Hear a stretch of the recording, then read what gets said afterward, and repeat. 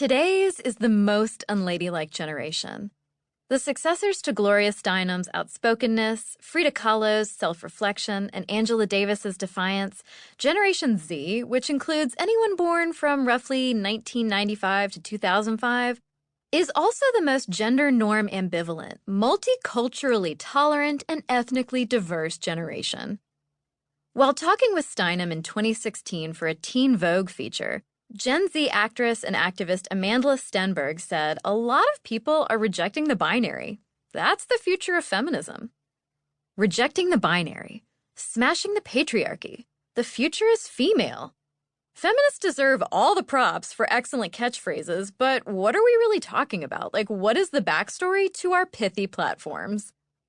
Until startlingly recently, the male scientific consensus insisted that what we now call the gender binary didn't stem from nurture, but from nature. From that point of view, femininity and masculinity are biological byproducts. Vaginas equaled girly skills and dispositions, and penises equaled doodly ones, as in literally our bodies ourselves. Even suffragists in the mid to late 1800s, aka the first wave of American feminists, bought into this logic, arguing that because women were naturally the more sensitive sex, they would bring a much-needed moral compass to politics and governance. This brand of appealing for equality by relying on positive gender stereotypes, for example, women are better communicators, detail-oriented, and nurturing, is called maternal feminism. By the time second-wave feminists got riled up in the 1970s, they were out to bust up the binary proper. From the gender role-approved traits of submission, nurturance, and sensitivity to the uniforms of high heels, skirts, and bras, the rules seemed decidedly rigged in dudes' favor. A psychologist at Johns Hopkins named John Money, an emerging leader in the fledgling field of sexology, had been making a name for himself with a bold theory that masculinity and femininity were socially conditioned, not biologically ingrained.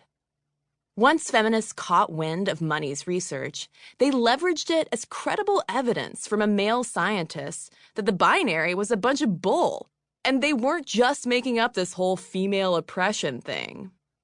Cultural anthropologist and feminist Gail Rubin was one of the earliest scholars to run with Money's division of gender and sex as a reasoning for what she identified as female oppression for the purpose of heteronormative male sexual pleasure. Ooh la la. Money's work provided crucial support for the discriminatory roots of women's societal subordination. In women's liberation lingo, gender-related debates over nature and nurture were reframed as essentialist nature versus constructivist nurture. And with that, feminist scholars and lawyers began coining a whole new language of gender equality, gender discrimination, and gender politics, one that we still use today to protest gender typecasting and sexism.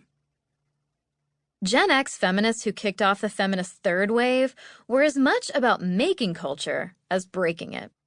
In the late 1980s, for instance, the Guerrilla Girls Collective began disrupting the Manhattan art world by plastering neighborhoods with provocative posters.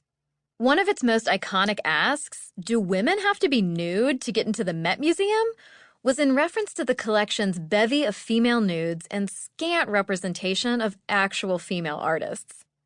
On the West Coast, Riot Girls were building a feminist punk movement out of zines and all-girl bands like Bikini Kill, Bratmobile, and Slater-Kinney. Women were culturally under attack but weren't supposed to acknowledge it, weren't supposed to resist it, author Sarah Marcus recounts in Girls to the Front, the real story of the Riot Girl Revolution. Then social media came along in the 2000s, facilitating both a fourth wave of feminism and upending how we talk about gender yet again. To be clear, people haven't just made up newfangled gender identities because of the internet. Rather, people with atypical gender identities and expressions have been able to find one another online and build communities. Along with the slang abbreves and hashtags birthed on Twitter and Instagram, online communities have similarly shared, translated, and expanded gender-inclusive terminology into mainstream conversations. Rather than recoiling at what we might not understand at first glance, we can approach unfamiliar language as opportunities to learn. It tracks, then, that Gen Z, which was raised on social media, would gravitate toward this new lexicon. Today's gender-neutral generation envisions identities as flexible constellations in a dazzlingly infinite universe. Cisgender, bigender, pangender, and demigender are just a few other stops along the spectrum. According to a 2017 Global Citizenship Survey, for instance, roughly 20% of teens said they don't consider themselves fully male or female. Meanwhile, most American teens, 56%, know someone who prefers gender-neutral pronouns such as they, ze, or here.